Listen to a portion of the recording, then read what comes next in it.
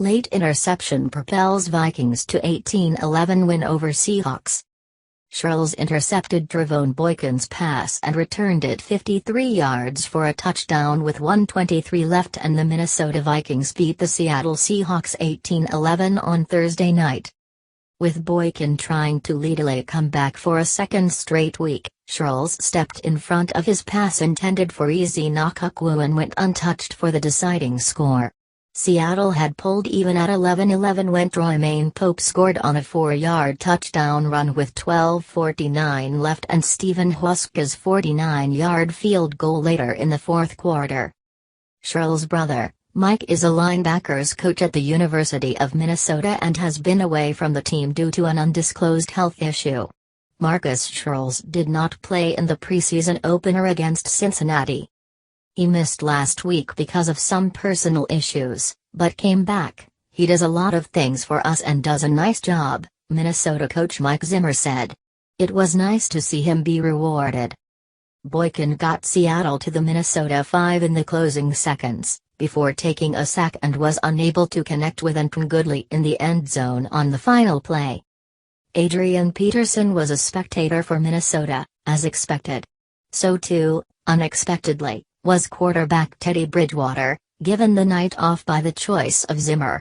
Shaun Hill started and played nearly the entire first half, leading the Vikings to their only offensive touchdown on Jerick McKinnon's 1-yard touchdown run late in the second quarter. Blair Walsh was perfect on a 27-yard field goal, after missing from the same distance in the NFC wildcard game and costing the Vikings a playoff victory.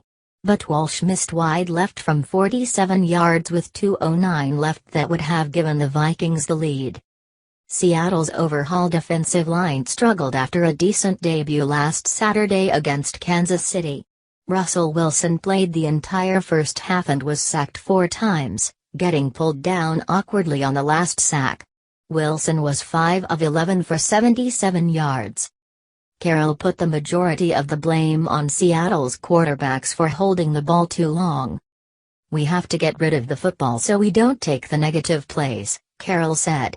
"Russell has to help us there when we don't get the routes cleared out like we want to and keep the rhythm the way that we want to." The bright spot for Seattle starting offense was again running back Christine Michael. Projected as the number 2 running back when the season begins, Michael finished with 55 yards on 10 carries.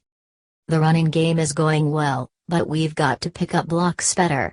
We have to catch the ball when we get the opportunity. We all have to be complete backs," Michael said. Preseason for everyone.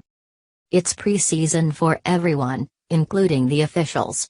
Referee Ed Hochuli had a slip in the third quarter when the Vikings called timeout, but he announced, "Timeout Baltimore," before correcting himself.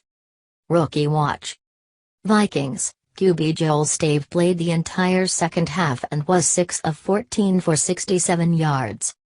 Seahawks, DT Jaron Reed was disruptive against both the Vikings' starting offense and their reserves. Reed had 3 tackles, but gave Seattle a scare in the third quarter when he stayed down on the field for a few moments getting looked at by trainers. He walked off under his own power. Carroll said Reed aggravated a previous ankle injury but it wasn't serious.